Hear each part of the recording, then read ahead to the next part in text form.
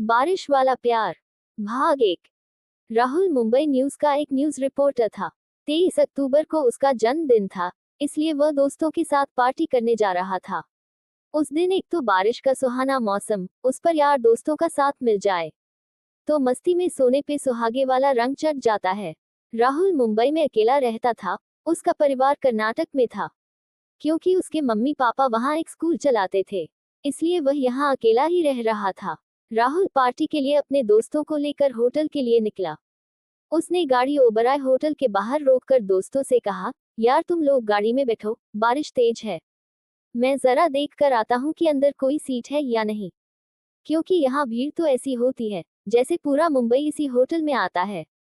जैसे ही राहुल कार का दरवाजा खोलकर होटल की तरफ बढ़ा, अचानक सामने से एक लड़की घबराई हुई लगभग भागते हुए आई और वह राहुल से टकरा गई। तभी वह लड़की राहुल की तरफ देखकर बोली, ओह, आई एम सॉरी। राहुल ने भी झट से कहा, it's okay, by the way, have you any problem? मेरा मतलब है आप इस तरह बेतहाशा क्यों भाग रही हैं? कोई परेशानी हो तो कहिए। जी नहीं, कोई परेशानी नहीं है। दरअसल बारिश की वजह से मैं तेज आ रही थी।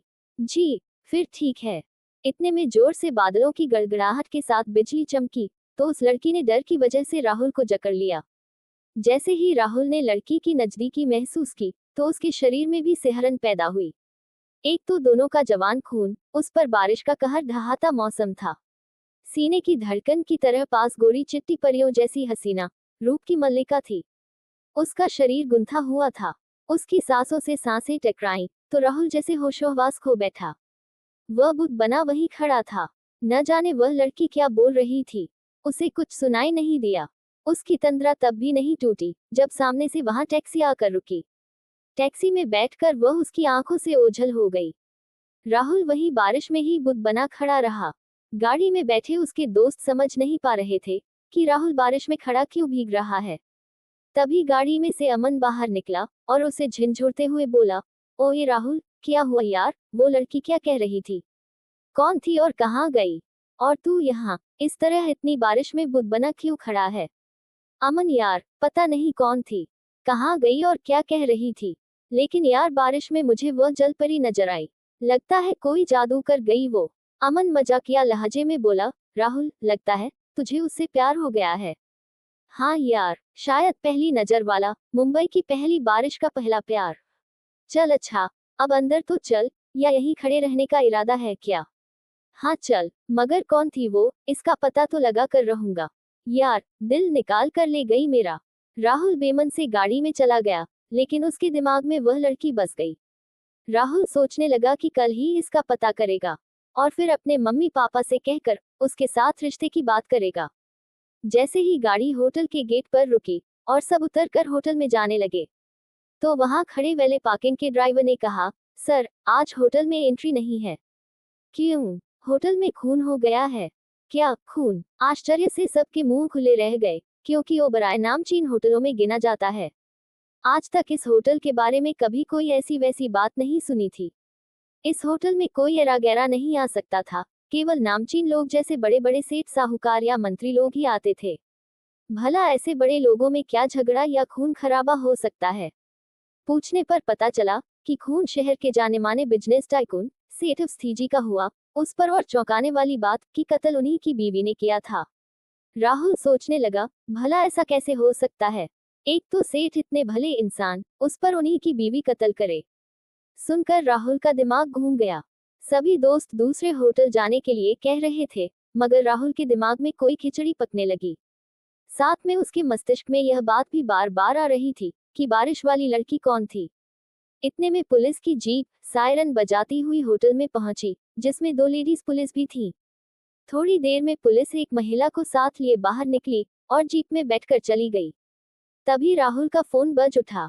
उसने देखा एडिटर साहब का फोन था। उसने दोस्तों से माफी मांगकर उन्हें फिर कभी पार्टी देने का वादा करके विदा किया और बॉस से बात करने लगा।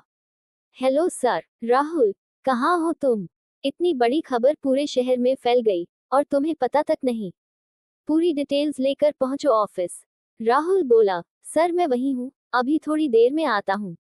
उस समय किसी को भी होटल के अंदर जाने की पाबंदी थी, इसलिए राहुल थोड़ी ही देर में ऑफिस चला गया। एडिटर बोले, सुना है कि सेठ अवस्थी की बीवी ने ही उसका खून किया। जल्दी से बाकी डिटेल्स बताओ, ताकि सबसे पहले हमारे ही अखबार में धांसू खबर छपे। राहुल ने कहा, नहीं सर, अभी हम ये खबर नहीं छापेंगे। लेकिन क्यों? इतनी बड़ी खबर, मुंबई शहर का इतना बड़ा सेठ अपनी ही बीवी के हाथों क्यों और कैसे मारा गया? कल देखना हर पेपर के फ्रंट पेज की हेडिंग यही होगी। लेकिन हमारे पेपर में पूरी डिटेल्स होगी कि क्यों मारा उसकी बीवी ने। यही तो कमाल है तुम्हारे अंदर। दूसरे पेपर में आधी खबर होती है और तुम जमीन खोदकर और आसमान फाड़कर जो खबर लाते हो वो तहलका मचा देती है। लेकिन राहुल उलझा हुआ था। उसे लड़की और मर्डर का कनेक्शन जुड़ा हुआ लग रहा था। इसलिए वह बॉस से बोला, सर छापने दीजिए सबको, ये खबर आधी सच्ची और आधी झूठी है। मुझे पूरी तरह इसकी तह तक जाना है। जो दिख रहा है वो है नहीं, जो है वो दिख नहीं रहा। बॉस ये जानते थे कि राहुल जब तक संतुष्ट न हो वो खबर नहीं देता, इसलिए वह भी चुप हो गए। लेकिन राहुल को चैन नहीं था। वह खबर की तह तक पहुंचना चाहता था और उसी समय वह पुलिस स्टेशन पहुंच गया, उसी औरत से मिलने जिसे पुलिस पकड़ कर ले गई थी। वह एसएचओ से बोला, सर मुझे उस औरत से मिलना है जिसने उस देवतारूपी सेठ का कत्ल किया। एसएचओ ने कहा, वह उनकी बीवी है, उनसे बिना कोर्ट की इजाजत कोई नहीं मिल सकता। कोर्ट से ऑर्डर लेकर मिल लेना। राहुल वापस चला गया और कोर्ट खुलने का इंतजार करने लगा। राहुल का मन यह मानने को तैयार नहीं था कि वह सेठ की बीवी है, और यही बात उसने बॉस से भी कही थी। उस बारिश वाली लड़की का क्या संबंध था इस कत्ल से? कौन थी वो महिला जिसे पुलिस सेठ की बीवी बता रही थी?